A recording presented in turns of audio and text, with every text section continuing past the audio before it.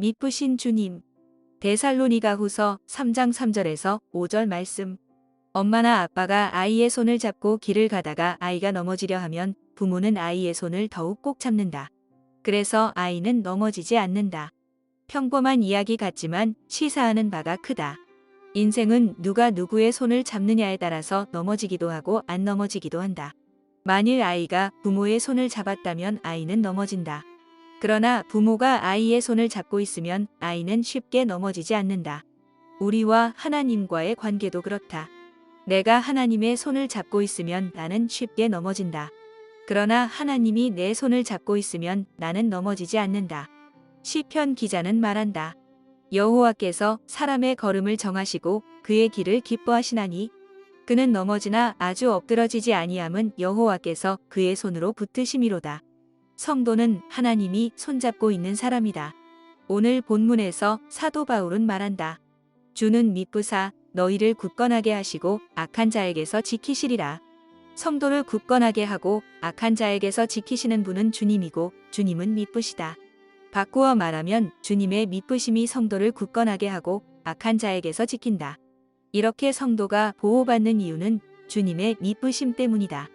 예레미야 선지자도 유사한 말을 한다. 여호와의 인자와 긍휼이 무궁하심으로 우리가 진멸되지 아니함이니이다. 우리가 진멸되지 않는 이유가 우리에게 있지 않다. 여호와께 있다. 좀 더 정확히 말하면 여호와의 인자와 긍휼 때문이다. 오늘 성경에서 주님의 미쁘심을 말한다.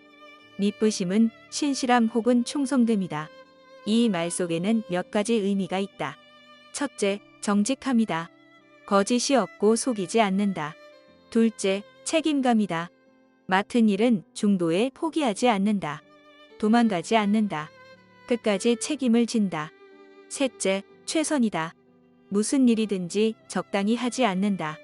대충 하지 않는다. 유야무야하지 않는다. 끝까지 확실하게 정성을 다한다. 그것이 미쁘심이다. 그래서 하나님은 미쁘시기에 속이지 않고 방관하지 않으며 대충 적당히 하지 않으신다. 항상 정직하고 책임을 지며 최선을 다하신다. 약속하신 것은 지키고 말씀하신 것은 실행한다. 우리는 인생을 살면서 종종 노파심과 불안감에 마음이 흔들린다. 목사는 교회 성도들이 믿음에서 떠날까 염려한다. 부모는 자녀들이 믿음을 떠나 악한 곳에 빠지지는 않을까 걱정한다. 근로자는 하는 일이 잘 될지 긴장한다. 사도 바울은 아비의 심정으로 데살로니가 교회 성도들을 바라보며 걱정했다. 노파심에 조바심도 생겼다. 하지만 관점을 바꾸어 보니 상태는 달라진다. 시선을 성도에게보다 주님께 두었다. 현실은 박해가 있고 내부적으로는 죽음으로 술렁거린다. 더욱이 성도는 초신자로 연약하다. 그래서 불안하다. 그러나 교회를 세우시고 성도를 구원하신 주님의 신실하심을 바라보며 안정을 찾는다. 시선의 변화는 단지 나의 노파심이나 불안감을 없애주기 위한 처방전이 아니다. 그것이 사실이다. 하나님은 당신의 신실함으로 당신의 뜻을 이루신다. 그래서 사도 바울은 계속 말한다. 너희에 대하여는 우리가 명한 것을 너희가 행하고 또 행할 줄을 우리가 주 안에서 확신한다. 확신의 근거는 주 안에 있다. 주님을 떠나서는 확신할 수 없다. 계속 말한다. 주께서 너희 마음을 인도하여 하나님의 사랑과 그리스도의 인내에 들어가게 하시기를 원하노라. 사람의 마음을 인도하시는 것도 주님이시다. 하나님의 사랑이 나를 향한 하나님의 사랑일 수도 있고 하나님을 향한 나의 사랑일 수도 있다. 그리스도의 인내도 나를 향한 그리스도의 인내와 그리스도를 위한 나의 인내 둘 다이다. 어느 쪽이든지 주님은 성도의 마음을 그쪽으로 인도하신다. 이것도 주님의 미쁘심이 만들어가는 주님의 역사이다. 인생을 살면서 때때로 좌절이 들지만 좌절에 묶일 수 없는 것은 주님의 신실하심이 희망의 문을 열기 때문이다. 인생이 때때로 불안하지만 불안감에 쓰러지지 않는 것도 주님의 신실하심이 평안하게 해주시기 때문이다.